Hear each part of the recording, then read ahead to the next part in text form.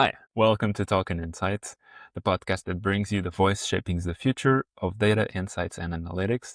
I'm your host, Antonio, and today we're talking about sustainability in India. It's a space where tradition meets innovation, but also where sustainability is beginning to reshape how brands connect with consumers. Our guest today is Aditi Garg. She's a strategist and sustainability advocate. And the reason I chose Aditi to be the guest for the show today is she recently submitted a piece to our SMR Sustainable Library.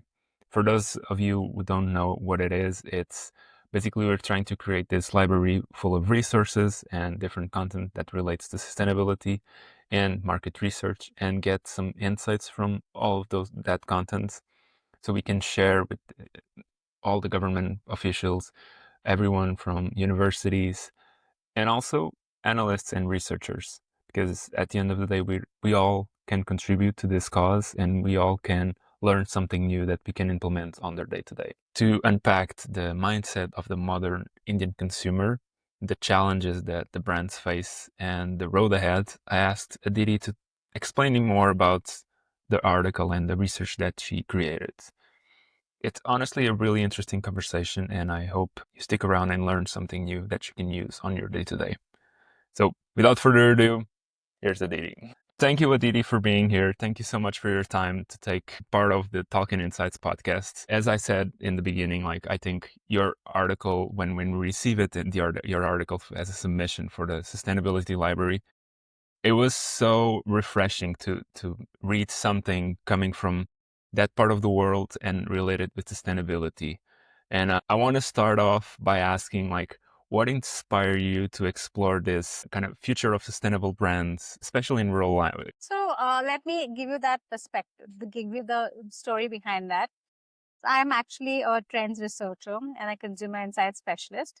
And I did a study for a lifestyle brand for their e-commerce division, where we were researching on 5 categories: health and wellness, fragrances, skincare, and cosmetics. And in there, one of the big things we were researching was what are the things that consumers look for when they buy these categories online. And their hypothesis was that sustainable, the brand being sustainable, will be an important criteria when they search for a new brand. So as urban Indians search for a new brand, if the brand is sustainable, that should be a good criteria, or that should be favorable for consumers to buy, right? That becomes a preference point. But it was a real revelation to us in the study that for none of the categories, that was an important criteria. Whether it was fragrances, whether it was skincare, whether it was cosmetics, it was not a big criteria compared to the other ones. So that study finished, and I was still left very curious about that. And I think it was just by chance that after that, a lot of brands approached me to help them plan their brand strategy. One of the brands was a skincare based out of coffee, the waste that you get after a coffee machine. So all that powder you get. So here was a brand, he was trying to do something around that. And I was struggling to even tell him what he should put on the bottle. Because at the end of the day, you are a face wash, right? And if you're going to sell in a retail aisle and a consumer has to compare you with a regular face wash or a regular hand wash, he's still looking for all those qualities and all those features and attributes which a regular face wash does, right? So now, how do you stand out? That was one brand that I was, and it was a real process for us. We were going through that whole journey of, I'm trying to tell him this is what you need to put on the bottle. And he's saying, no, I'm putting coffee based skincare. I said, but you're not selling coffee, right? The person wants to know what the face wash is doing. Those attributes are important. And it's just so much. Your product description, it cannot take up more. And the same thing is if he's selling it on a website. And then I was working for a sustainable Play-Doh brand, a brand which said that my Play-Doh is sustainable because it's long term and so on. So there were many such brands actually that I was working with, and I was struggling the why behind someone would buy a sustainable brand. And that led me to understand that, okay, there is a lot, and I tried to search a lot of reports, but there was nothing which told me that these are the reasons, these are the triggers and barriers both for people to buy a sustainable brand. And this is what can therefore be the entry point. So this is what you should design your brand strategy, and this is what will help consumers buy. That's where I started this study. And even I wanted to look at the other side also, that what are brands doing. So like you said, right, so it was both aspects. That's the story behind and the inspiration behind the study. And speaking about the consumers, are there more like specific cities or demographics in general, specific in India, that shift towards sustainable choices are becoming more evident? Yes, so I think it's very interesting. You can divide India, if only possible, in two ways: is rural India and urban India. And in urban India comes the cities, which is like your tier one metro cities that we call them, which is Bangalore, Delhi, Mumbai. Those are the ones where you see all the urban consumers. And I think because we are adopting a lot of modern practices per se in these cities, we are maybe not adopting as many sustainable choices. So the one of the reasons I kept rural India a little out of the picture is because in rural India, the modern practices as such are not there. So when the way I will define this as is, we're here looking at we're looking at cosmetics and a lot of plastic therefore generated. We're looking at advanced skincare and therefore plastic. We're looking at, let's say, tiffin boxes and storage. So there is a lot more adoption and therefore of these modern practices, and therefore a scope for understanding sustainable behavior. Whereas in the rural, I think the practices are still traditional in a sense, while there is of course a lot of adoption. Again, there is e-commerce which has led that. The demographic which is adopting sustainable products is actually in urban India, which is a subset of even the urban consumers I'm talking about. There is a lead users that we encountered in our study, but that's a very smaller subset of people who have been affected personally, you know, and that's like, I'll take a minute for me to explain that. What we encountered was that people who have been affected in their health. So a lot of people believe that, let's say I've got a skincare condition or I've been falling ill continuously, is because I'm not being sustainable enough or my practices are not sustainable enough. And the first entry point for them then is they start looking at food. What are we consuming? And that's what we found, that that's how the entire path starts. That's how the processing in the consumer's mind starts. That I'm not like, let me start becoming sustainable in my food practices. So I want organic, I want preservative free. I start going back to Indian processes and rituals where we used to use a lot of homemade rituals and a lot of homemade products.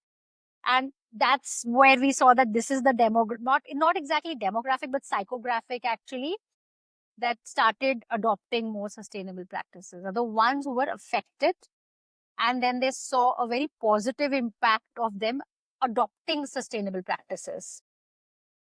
That's very interesting. It's almost like I feel guilty to consume these types of products, and then I prefer to use these ones. So guilt was actually, the study. I had to figure out what did I want to hero, because there were so many things and so many stories to tell in this study, right? Right from consumer segments and the tribes to the future scenarios to what you just said. So what, in fact, on my website, I call this understanding guilt, because I think that's the underlying consumer behavior that we have uncovered in terms of, behavioral aspects. Guilt is what we uncovered as a central emotion, and then guilt can drive you towards both ways, in functional terms Imagine or that, emotional terms. Yeah, and I can imagine that like one person kind of leads to the other. Like I'm feeling guilty, I'll change something in my exactly. diet, cosmetic, whatever, and then my neighbor is going to do the same because he sees me doing this. So that interestingly is beginning to happen. I think I saw polar views in the study that we did. I saw very polar views. So the groups that we did, first we did qualitative research groups, and they were consumers who were talking about carbon credits and checking things out, checking labels out, about being transparent and about talking to people, right? Because that's how the innovation then flows, right? Like what you said, because if the lead users then transfer it to early adopters, and in the way that early adopters would adopt sustainable products, transfer that to the early majority, and that's how it spreads. That's the diffusion of innovation curves, exactly how you described it. So if somebody like these lead early adopters were to say that, yes, I saw positive impacts of using these sustainable products, and that's the way they transferred it to the early majority, then I think what you said would happen. That's one of the ways, plausible scenarios that we also mapped out. But I don't think it's happening that way. because I think the way they look at it is that it individually happened to me. A lot of people share with us that they've actually gone back to the rural parts of India where they come from, which is the more mountainous regions or the more, suburban, not suburban at all, actually, very mountainous regions. And they're beginning to see the impact of climate change there. And that was actually a big revelation to us. So people who've come to work in the urban parts, like say Delhi, Bombay, Bangalore, they're going back, when they go back to their villages and mountainous regions and all, they're beginning to see the impact. We are not, of course, in cities, we are not. But the ones that are beginning to see, they're the ones feeling more guilty about their consumption. They're the ones saying that, okay, it's the urban consumers or it's the urban consumption which is altering things for us in the rural cities. And we are seeing a lot of it in the mountainous regions, actually. We are witnessing that. So there's almost serving like as influencers in a sense of when they come back to their rural areas and they're like, I have these new products, I have these new ideas. They feel like influencers, and that kind of leads me to another point, which is how do like government and not always government, but a couple of months ago I was talking with some friends that also live in India, and they were saying that not only governments, but like the responsibles of the villages or the areas, they have a big voice for what the people consume and what's kind of trendy within these little areas. I don't want to call it villages, but you know what I Yeah, mean. I know what you're saying. Yeah. My question is like, do these type of government officials, but like almost influencers in a different sense of the words, do they have a big role in this new adoption? If I'm understanding you correctly, are you asking me what's happening in those areas then? As what's I think a lot has happened. I think I must give full. That was a big revelation to me in the study too. And even when I spoke to, even when I see the efforts done by NGOs and by the government, I think the fact that plastic is harmful and that plastic is not good for the environment, that's there. That you see that loud and clear, and you see a doing away of plastic in a big way. I mean, even a normal vegetable vendor will hesitate to give you a plastic packet. Whether or not you pay for it or not, he will not have it.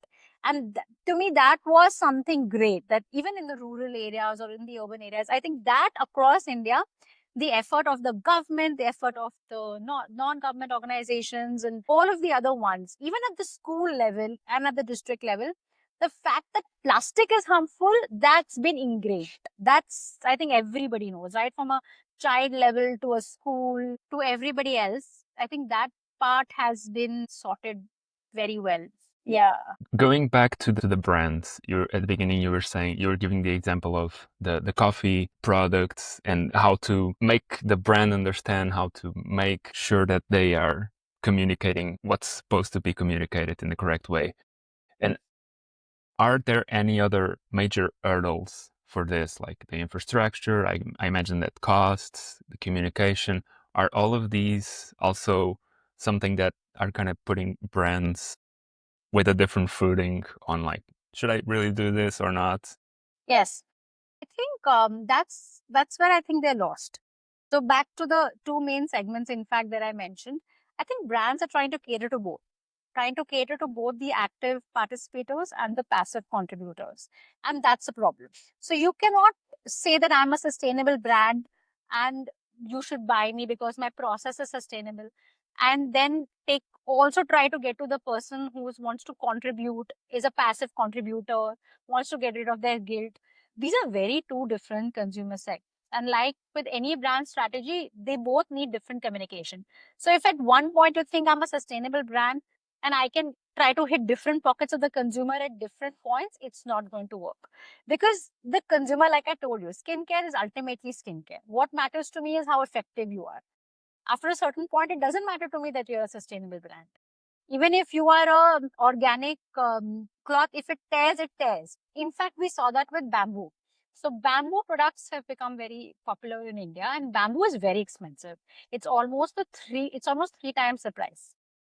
And we found that there were consumers who would use bamboo brushes and they didn't have a good experience with them. And then they just smart their experience of using sustainable products. I think, of course, that's number one, that you have a good think. You have a clarity on the materials, but you definitely have to have clarity on which consumer segment you are targeting.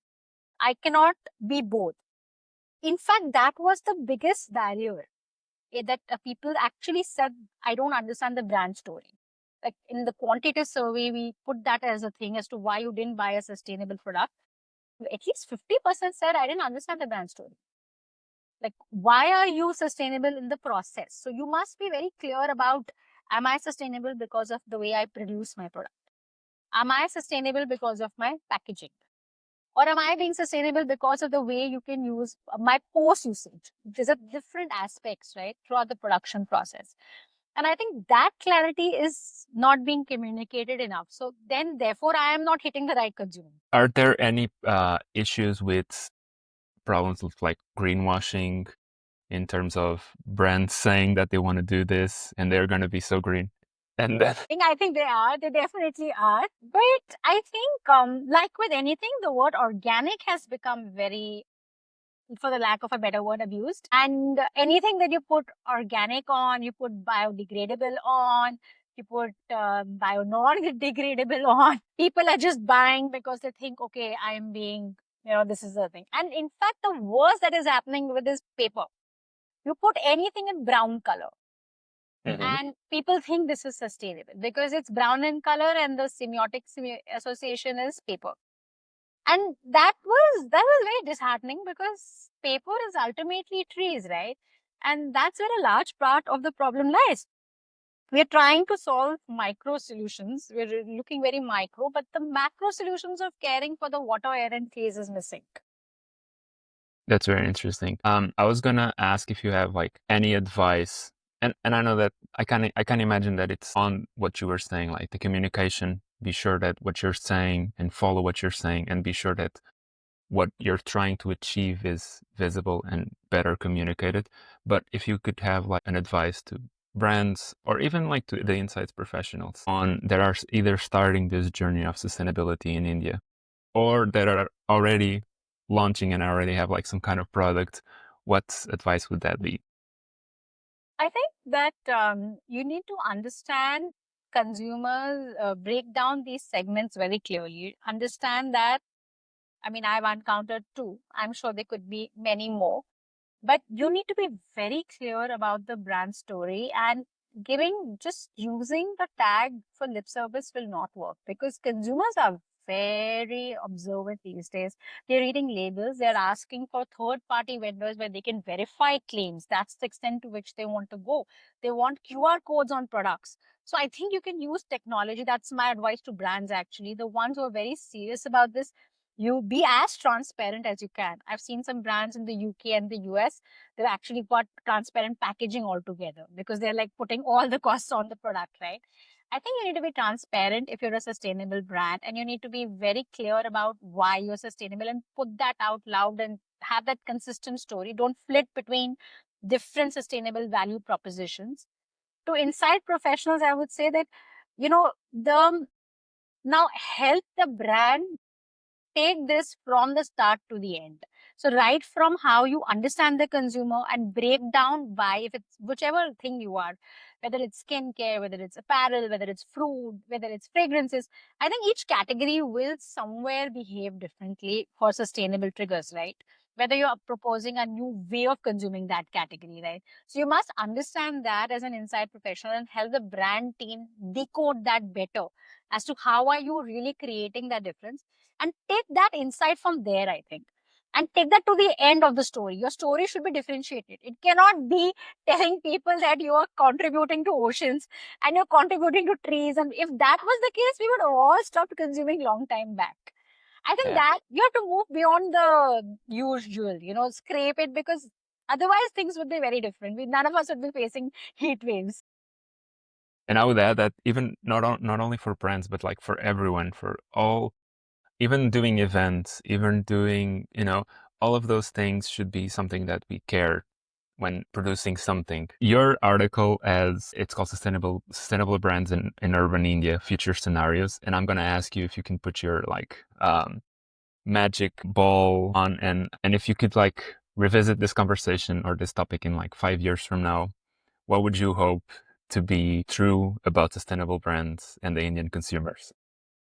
Really hope to see us do the H3, the plausible scenario, where everybody comes together for disruption. Where it's not that right now I see a lot of innovation by consumers and brands doing lip service. So the government is also doing a lot. But what's happening is we're just being a part of the circular economy. There's no disruption in terms of newer ways of packaging or newer ways of doing things. I would really hope that that happens because I've seen promise. I think a lot of Indians are carrying cloth bags wherever they do. I think people are aware, but I think I would love to see us moving to the disruption where everybody comes together, like the social and the economic and all the institutions come together. Brands are thinking of very different ways of creating sustainability, not just recycle and refill and reduce programs. Beyond that, that's what I would like to see. Just bring everyone together to solve a problem that it's everyone's problem. Like I keep saying this again, like when we have these meetings for the sustainability and the climate pledge at SMR, like I keep saying that this is a problem for everyone. Like everyone should just come together and trying to find a solution, because there's not one solution. There's like There's not one many solution. That part solutions I to agree. it. Yeah. That part, in fact, I forgot to mention that. I think even in when part of my research was also on that India looks at it very different from the way the West looks at it. Like for us, nature is a part of us, right? I was looking at the different views that they're there in the US and in India and in Africa. I think there are some really great voices in Africa also who are talking about it. I think for us, we've always seen nature as part of us. So for us, the solution has always been like, okay, we live with nature. We've never seen nature as away from us. So for us, somewhere I think that understanding of what can happen because nature can't go away for us. Like we've lived within it, where whatever it is. So I think there is a lot of work to be done in terms of narratives, and one narrative will not work for any one region. Different narratives will work for different regions. If I have to Exactly. finish it with one line, I think different narratives will work for different regions. Exactly. Well, Aditi, thank you so much for your time, for sharing your knowledge. The article is available at the SMR Sustainable Library. There's a link in the description of this episode. Again, thank you so much Thank you, Anton. for Thank you so sharing your much. knowledge. Yes. Thank you. If you haven't read the full article, you'll be able to find it at the SMR Sustainable Library. The link is on the show notes, or if you go to researchworld.com and ask for sustainability brands in urban India, you'll find the article on the homepage. If you're passionate about climate action and you work in the insights community or market research, be sure to check out SMR's Climate Pledge. We're trying to develop this library, and we need you and we need your help and support so we can all learn something new. Finally, thanks for listening to Talking Insights. Please like, subscribe, and give us feedback. It's always important for us to read what you're saying. Always trying to improve, and this past couple of months, it's been a real learning curve. So thank you so much, and I'll see you on the next one. Bye.